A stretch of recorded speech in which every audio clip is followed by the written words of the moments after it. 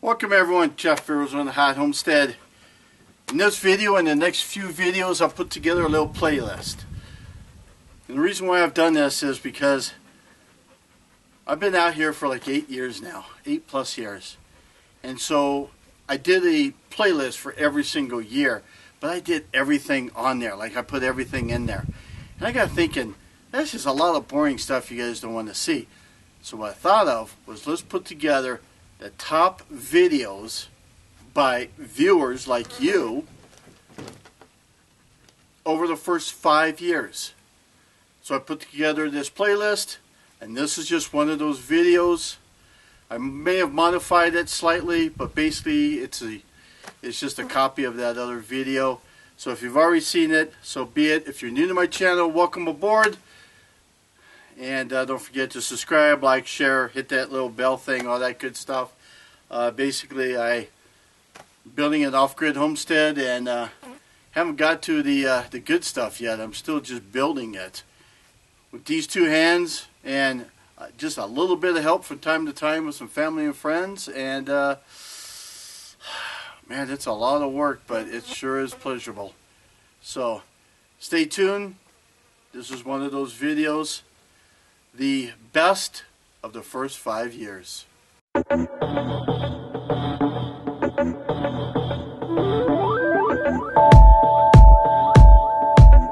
Jeff ArizonaHotHomestead. In today's video, we're going to talk wiring batteries in parallel and series. I get some questions about how I do it, what does it do for me, and all kinds of stuff. So I figured I'm no expert at this stuff. I kind of learned it as through YouTube and talking with others and my own experience. So I figure I'll come up with a little video, a little slideshow, if you will, and kind of help help define it and show you how it's all done. So first off, on your wiring your batteries, you always wire battery series first. And I came up with this little acronym here that kind of helps me when I try to wire up batteries, is CIVO.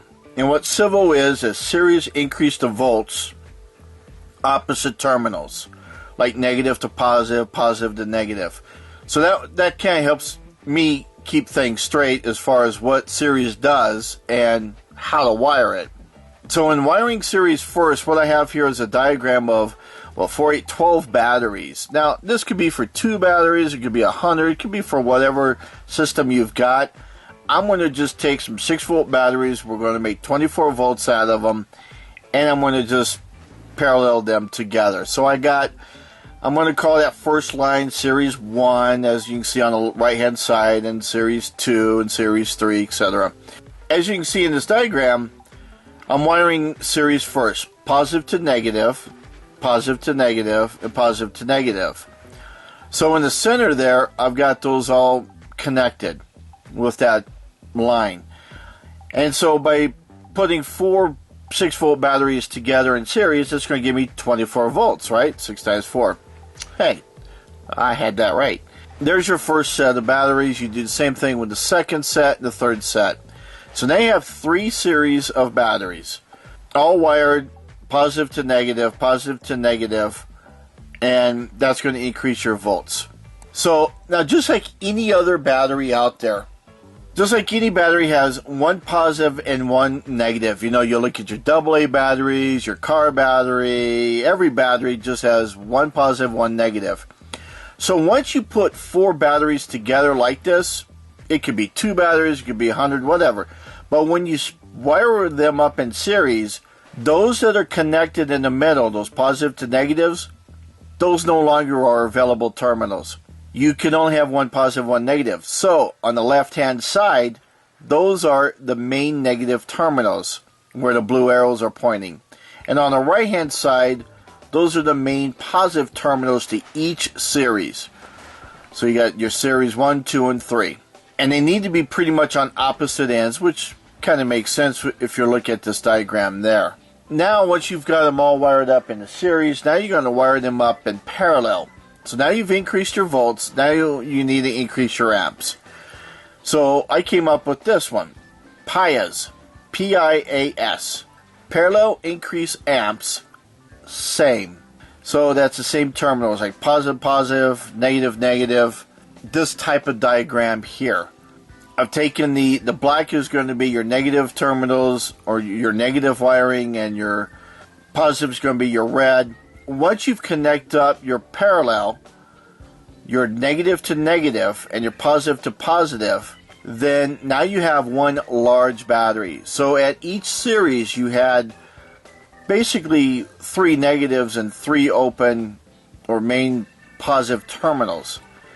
Well, now once you connect all of them together, you can only have one main positive terminal and one main negative. They have to be on opposite ends. The reason what I've been told of being on opposite ends is it helps to keep the batteries charged more equally, and it will help them in when it comes time to equalize the batteries.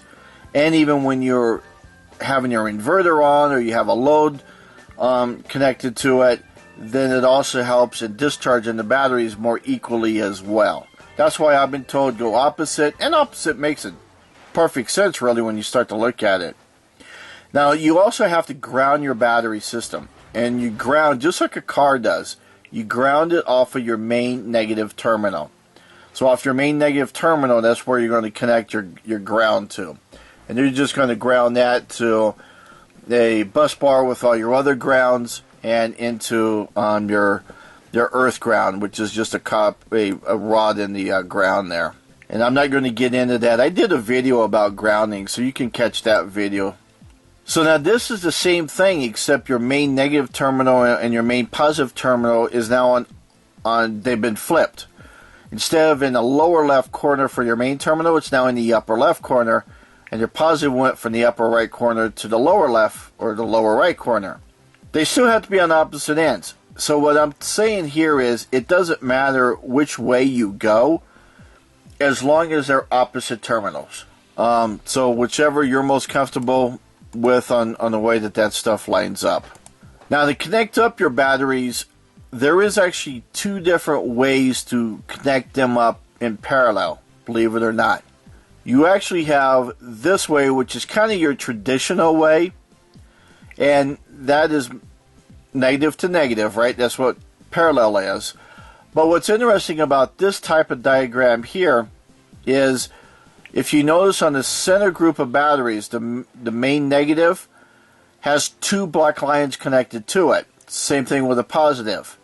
And then you have in the lower left corner, you have 3 black lines connected to it. Plus you have to have a ground connected, so you got 4 on that one.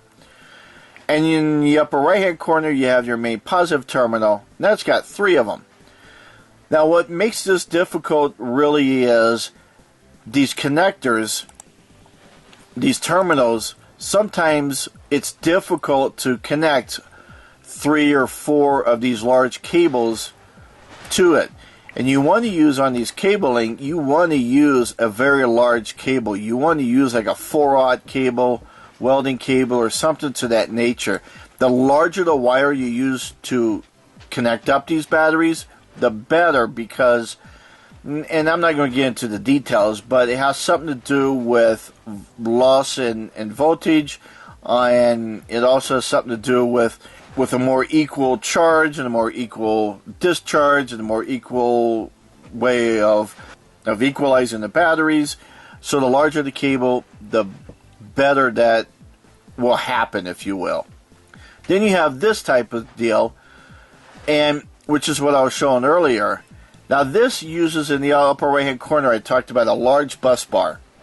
And basically, no, we're not talking like those small standard bus bars that a lot of electrical boxes have, but you need a large one because you're connecting large 4/0 cable, so it has to handle that large connector. And so you may have to make one. I don't know if they have them available. I did not wire mine up this way. I wired mine up in the diagram that was before this. But this is a really good way. This is actually a better way to wire up your batteries than the diagram I showed you previously. But in this system here, you're using a large bus bar and you're just connecting everything to it. And again, you're using as large of cable as possible between everything. So that kind of basically explains your wiring of your series and parallel. Again, series is going to increase your voltage with opposite terminals, Civo, and Pias is going to be parallel, increase your amps, same terminals, and you always want to do series first. Now there's this other question, and I'm not going to go in great detail, is what about fuses and breakers and switches and things? Well, when you add into your battery some switches or breakers or fuses, it's actually a really good idea.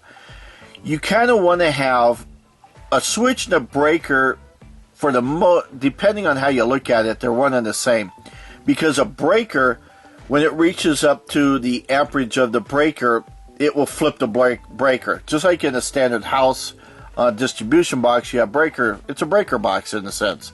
And when too much amps are flowing through there, it triggers that breaker and it turns it off. And it's designed to protect the components after that.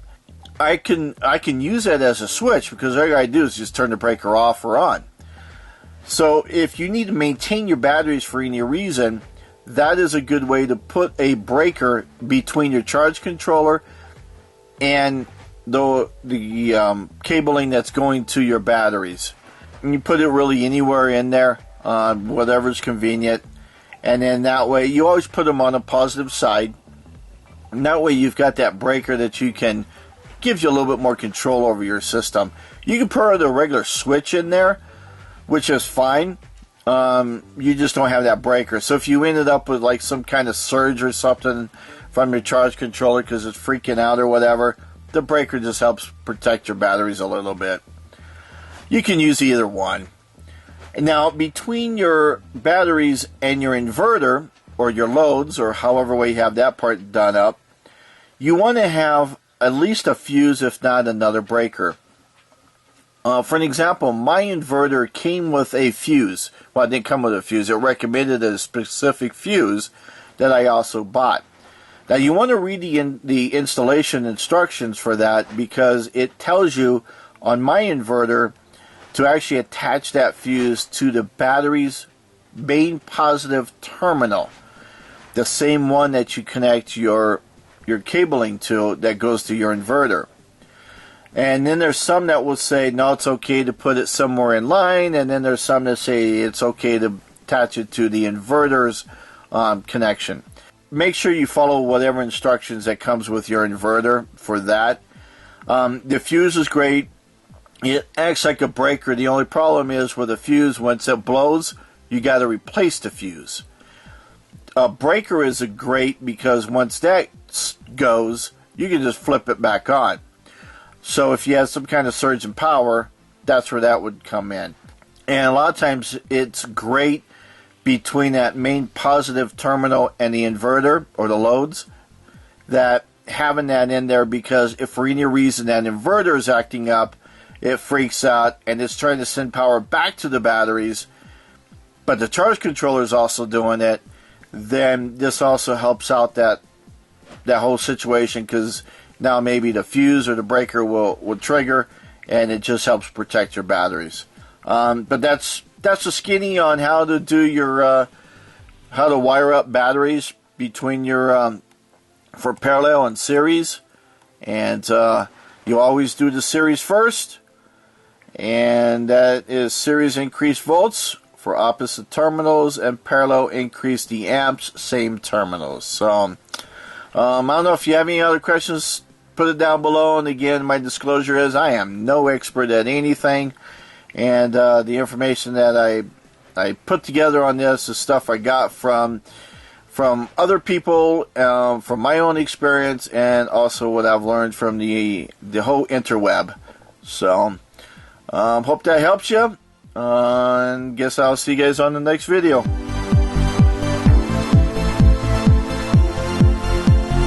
Thanks for watching, everyone.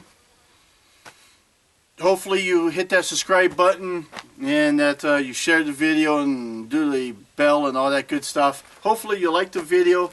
This here was a number of videos in what I'm in a playlist that I'm calling the best of the first 5 years, based on viewers. So the ones that have got the most views, those are the ones that I put in this playlist. And hope you enjoyed it. And guess I'll see you guys on the next video. See you. Bye. Have fun.